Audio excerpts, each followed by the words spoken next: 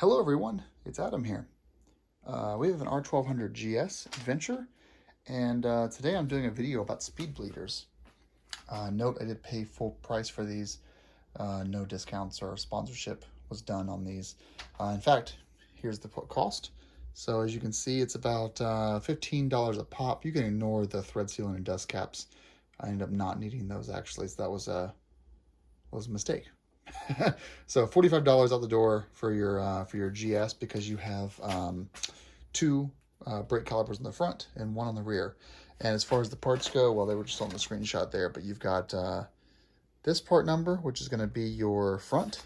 You need two of those. And then you've got this part number, which is your rear. You just need one of those. And I know a 15 mil is needed to get the front off. But I'll go through this video and then I'll go with you guys over what the full parts list is. Let's get started. One thing, I'm not going to be doing an actual brake bleed.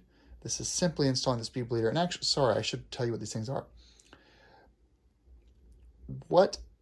So this isn't necessary for an R1200GS or any BMW brake bleed of any modern bikes. On my K-bike over here, you need a really special pump for that ABS system, but the new ABS systems, you don't really need much. So you just need your little bottle with the tube, and make sure the tube is facing straight up in the air, so that way no bubbles go back in, no air goes back in the system. There is a possibility of some air getting in if you're not entirely careful, and that's why I'm getting this, because it makes air getting into your system completely impossible. And what I mean by that is, inside of these is a little valve. So when you crack the speed bleed open and you squeeze or you press on your brake, it lets the brake fluid out. But when you release your brake, it doesn't let air back in. So it basically, purges all of the old brake fluid from your system with little to zero risk of air entering your system. And so it is, by design, a one-person brake bleed system, especially if you're like working on a car in the, on the GS, you can kind of hold the bleeder valve at the same time you squeeze the brake, kind of, but this just makes it fully one person without any sort of issues.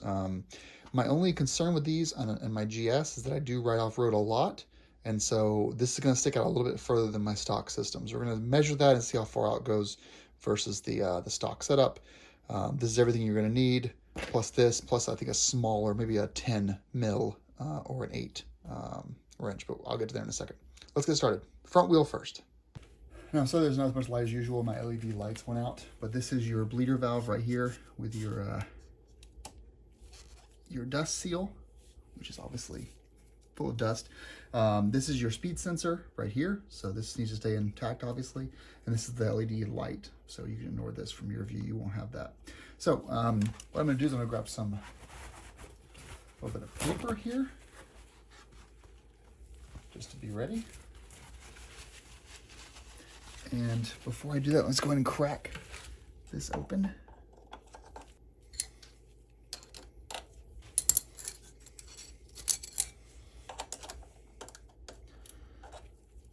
So it is a size 8 for this piece right here. Now we're going to put some paper in here. So I'm sorry if your view's obstructed for a second, but brake fluid you don't want to screw around with. Now let's get our speed bleeder out for the front. Now there's some thread locker already on this, and we're just going to unscrew and replace.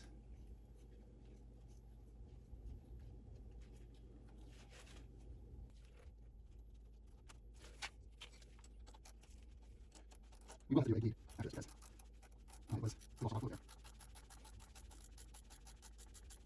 Now as for tightening, don't over tighten this. It is, there's very small threads, and it has thread locker installed. It looks like my paper did do the job though, which is great. Now we're installed. Now you have to do now is just install this cap. Let's just clean this up a little bit more. Little dust seal goes right on. And we're good. Now this actually probably, in my opinion, it sticks out about 15-25% more than the stock one does. Not excessive, but it does stick out a little bit. In my opinion, this is not going to have any problems in off-roading.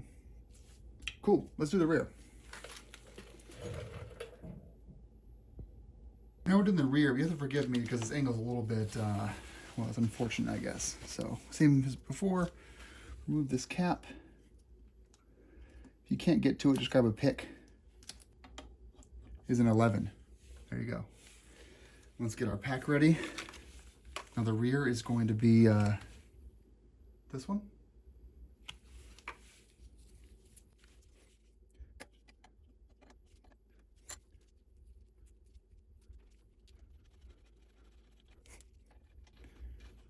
Oddly enough, no fluid came out, which is maybe a little concerning.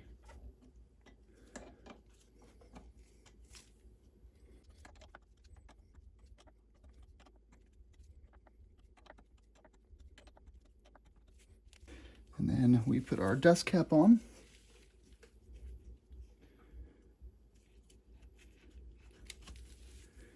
And we are done.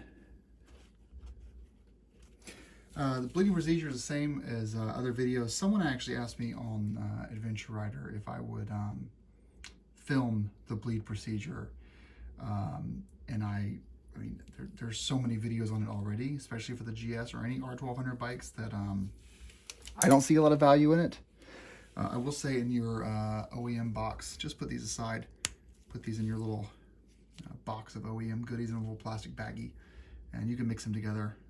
Brake fluid may eat away at this, I'm not quite sure, but give them a good wash, rinse off, spray them down with some brake clean maybe, and then stick them away because you never know, the next owner might want these. Cool guys, that's the speed bleeder install, and thank you so much for watching, and I hope you guys have a great day.